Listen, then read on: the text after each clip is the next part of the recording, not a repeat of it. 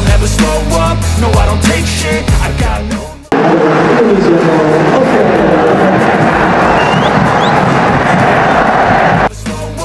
Timnas Indonesia masih terus meningkatkan kualitas selagi berjuang di putaran ketiga kualifikasi Piala Dunia 2026 zona Asia pada saat ini.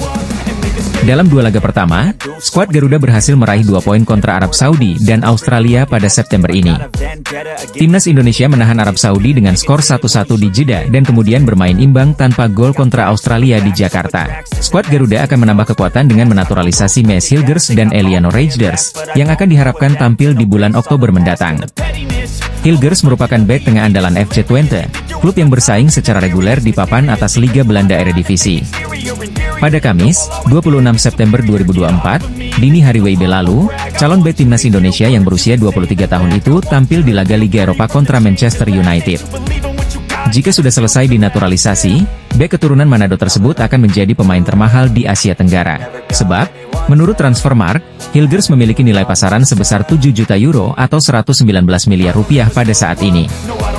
Namun, predikat pemain termahal di Asia Tenggara itu bisa segera digeser jika Malaysia selesai menaturalisasi pemain keturunan Inggris, Josh Brownhill.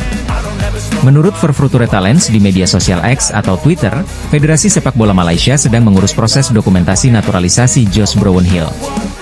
Laporan tersebut mengatakan bahwa gelandang Burnley tersebut akan melaksanakan proses naturalisasi bersama rekan setimnya di klub, Zian Fleming. Sebagai informasi, Josh Brownhill memiliki nilai pasaran 13 juta euro atau setara dengan 225,96 miliar rupiah. Nilai pasaran gelandang berusia 28 tahun tersebut hampir 2 kali lipat dari harga Maes Hilgers. Dengan nilai pasaran tersebut, Brownhill bakal mengambil alih predikat pemain termahal di Asia Tenggara dari Hilgers seketika selesai dinaturalisasi. Belum selesai dinaturalisasi, calon pemain timnas Indonesia, Maes Hilgers, bakal terdepak dari predikatnya sebagai pemain termahal Asia Tenggara akibat Malaysia. Timnas Indonesia sedang berjuang di putaran ketiga kualifikasi Piala Dunia 2026 zona Asia pada saat ini.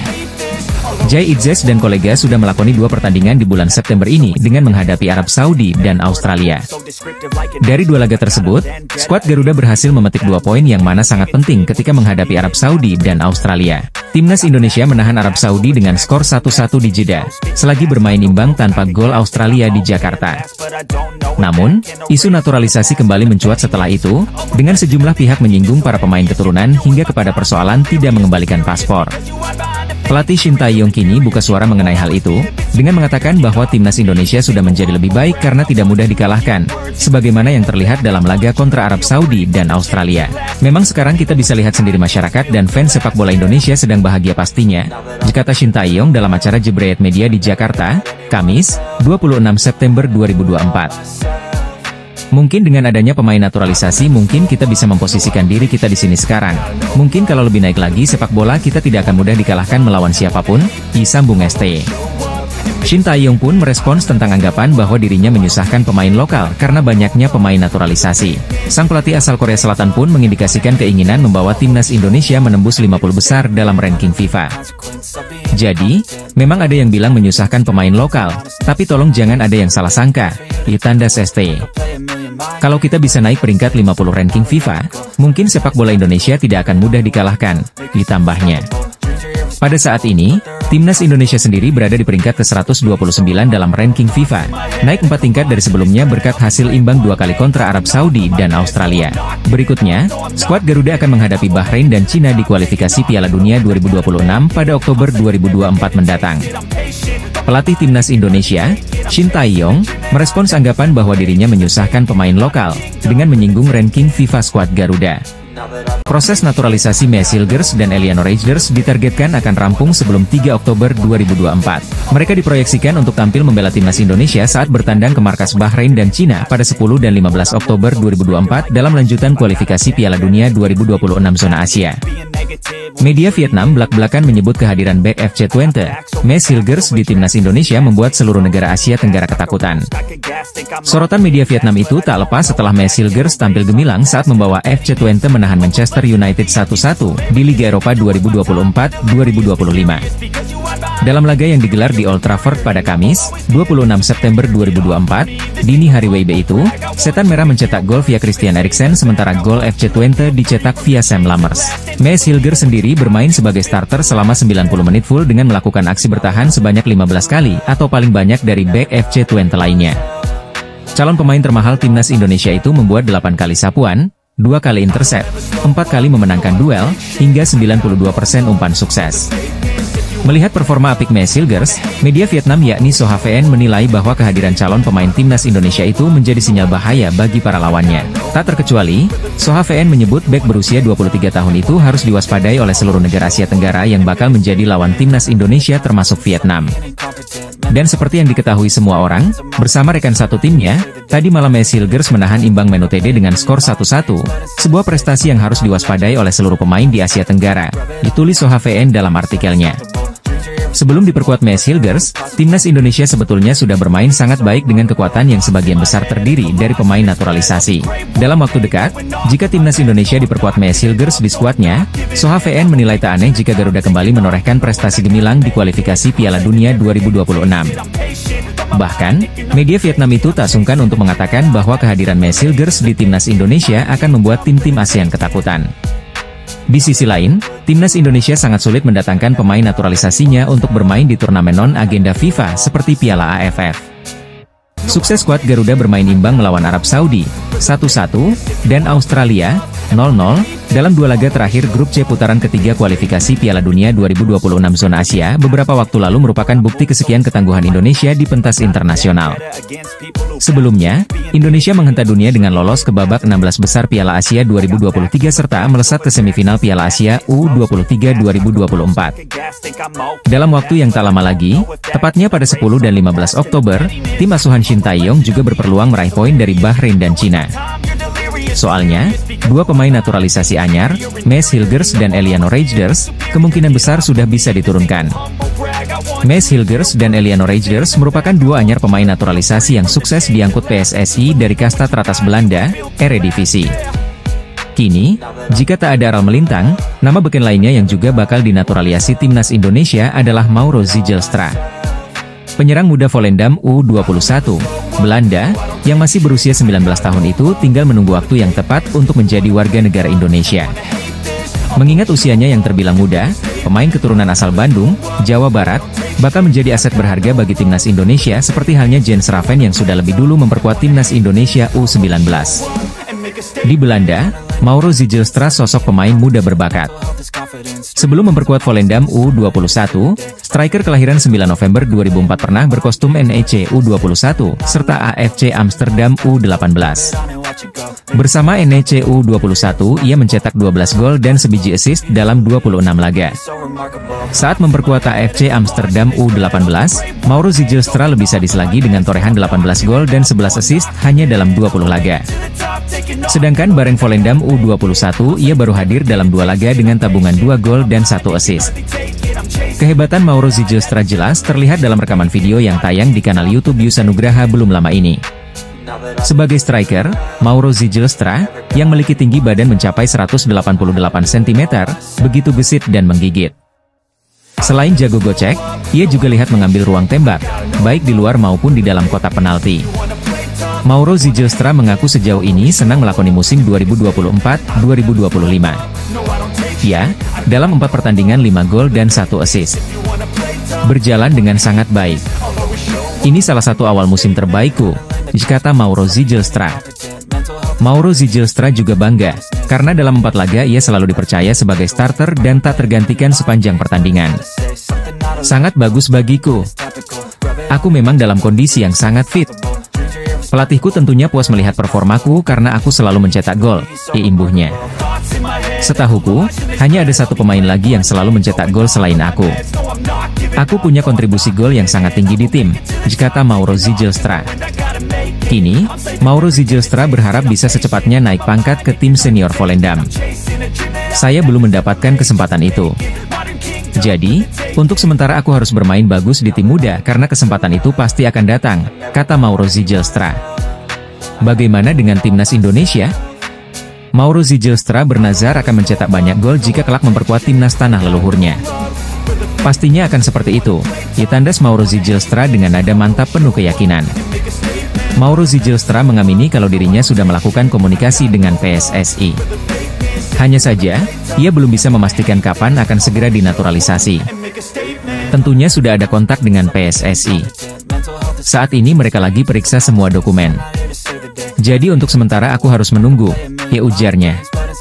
Jika sudah ada kepastian dari PSSI, maka tanpa buang waktu sang wonderkid langsung terbang ke Jakarta.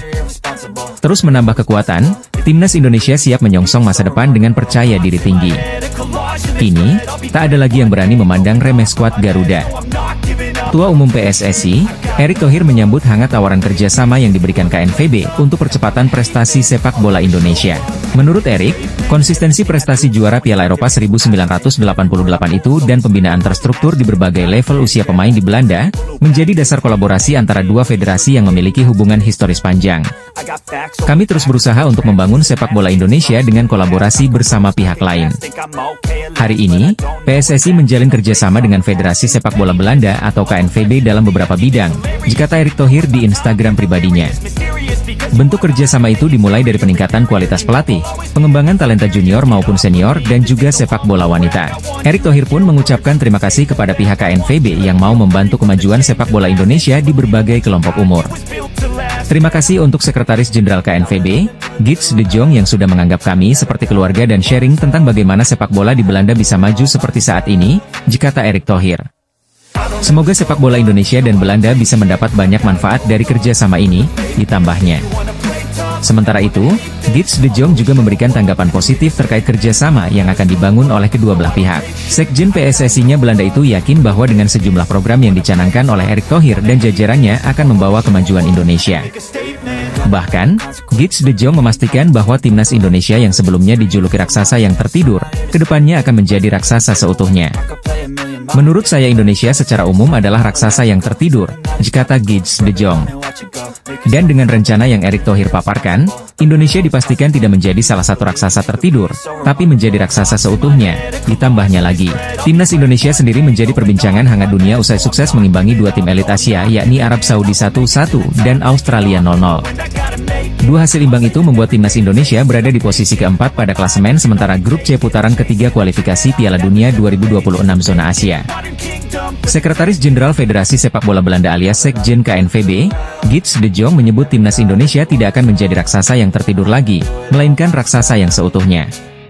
Hal itu diungkapkan Gids de Jong setelah menandatangani MOU atau kesepakatan antara PSSI dan KNVB terkait kerjasama di bidang sepak bola, Rabu, 25 September 2024. Striker asal Brasil menyebut berkiprah untuk Indonesia bagaikan mimpi, dan ia berdoa semoga mimpi membawa nama Indonesia di kancah internasional bisa terwujud suatu saat nanti.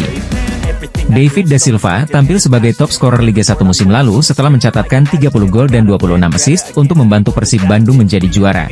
Ditulis media Malaysia Makan Bola, Rabu, 25 September 2024. Menurut da Silva keberhasilan yang diraih sebagai top scorer ini sangat berarti dalam hidupnya yang juga merupakan hasil kerja keras sepanjang karirnya sebagai pesepak bola. Ini akan menjadi penghargaan paling berarti dalam hidup setelah saya bekerja keras untuk sukses. Ini, kata mantan pemain Trengganu FC itu kepada Transfermarkt Indonesia saat menerima trofi tersebut. Disinggung soal masa depannya di Indonesia, David da Silva berharap bisa membuka mata Shin Tae-yong agar memberinya kesempatan mengenakan jersey sang Garuda. Saya rasa saya akan menetap di sini, Indonesia, dan saya berharap bisa bermain untuk tim nasional juga, kata David da Silva. Saya ingin memakai jersey Indonesia. Hai Shin Tae-yong, saya di sini. Saya rasa timnas perlu mencetak lebih banyak gol, ujarnya sambil tertawa. Ini adalah mimpi, kita harus memimpikan sesuatu yang tinggi. Semakin banyak kita bermimpi, aspirasi, semakin banyak pula kita berdoa, kata David da Silva. Jadi saya berharap, saya termasuk orang yang terkabul doanya untuk mendapatkan kesempatan itu, mengenakan jersey timnas Indonesia, ditutupnya.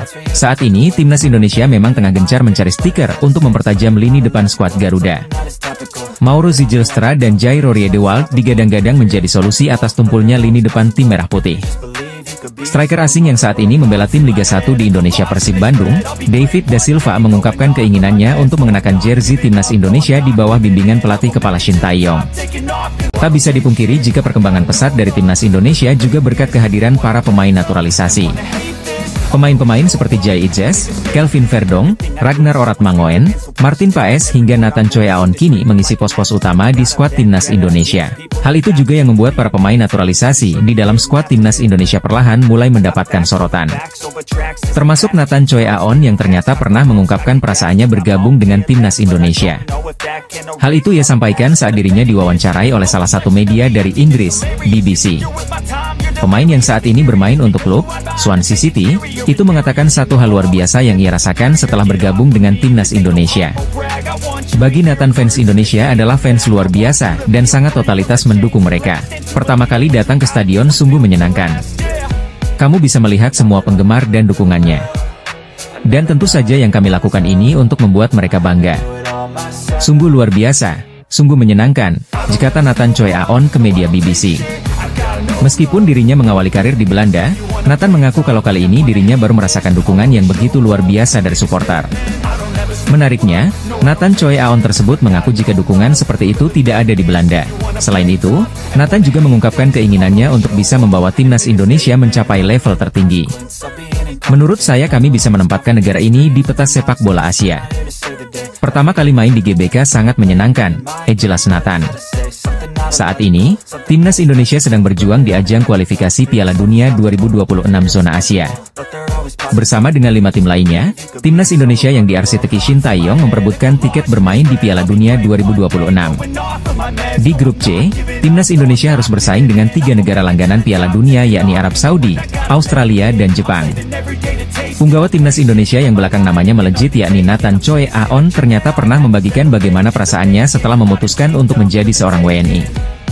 Di bawah arahan pelatih asal Korea Selatan, Shin Tae-yong, timnas Indonesia terus menunjukkan peningkatan performa dan kualitas.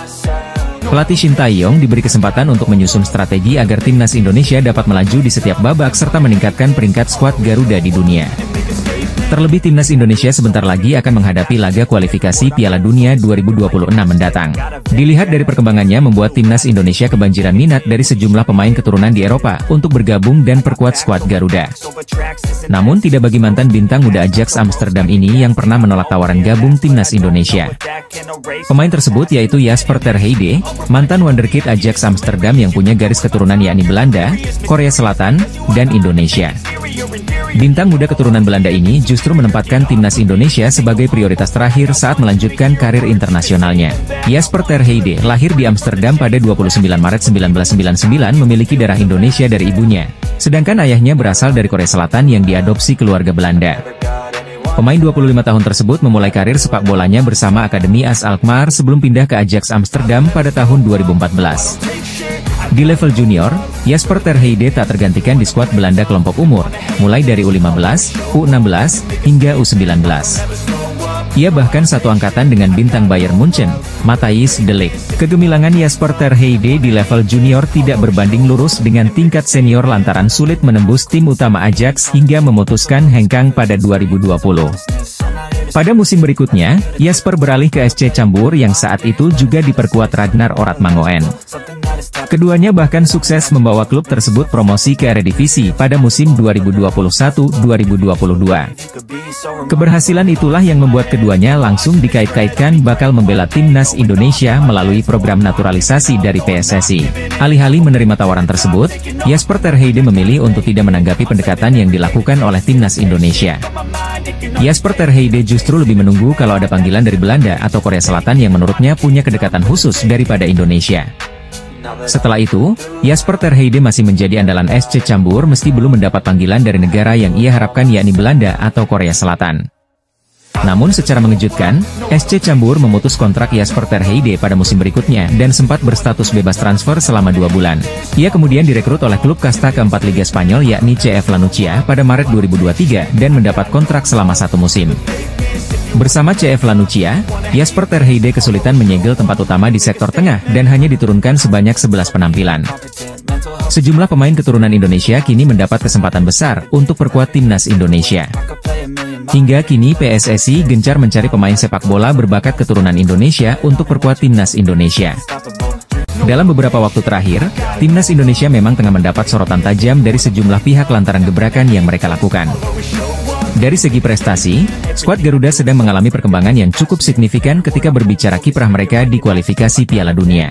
Terbaru, pasukan Shin Tae-yong mampu menahan imbang dua tim raksasa Asia yakni Arab Saudi dan Australia dalam dua laga awal kualifikasi Piala Dunia 2026. Hal itu sekaligus menasbihkan timnas Indonesia sebagai satu-satunya negara Asia Tenggara yang belum pernah kalah dalam dua laga pertama babak ketiga kualifikasi Piala Dunia. Maka dari itu, untuk sementara waktu timnas Indonesia berhak menempati posisi keempat klasemen kualifikasi Piala Dunia 2026 atau zona aman untuk lolos ke babak selanjutnya. Bukan cuma berbicara tentang prestasi, para pemain timnas Indonesia saat ini juga menuai perbincangan lantaran banyak memanfaatkan penggawa keturunan Eropa. Terdapat pro dan kontra terkait fenomena naturalisasi yang dalam beberapa waktu terakhir masif dilakukan oleh timnas Indonesia besutan Shin Tae-yong. Kendati demikian, langkah tersebut justru mampu mendongkrak prestasi sekaligus menjadikan timnas Indonesia sebagai negara yang diperhitungkan di level Asia. Di sisi lain, fenomena banyaknya pemain keturunan Eropa yang mulai berminat bela timnas Indonesia mendapat tanggapan dari media asal Korea Selatan. Melalui sebuah artikel yang dirilis Minggu, 22 September 2024, MK Sports menyoroti skuad timnas Indonesia yang memainkan 11 pemain keturunan Eropa di kualifikasi Piala Dunia 2026 lalu.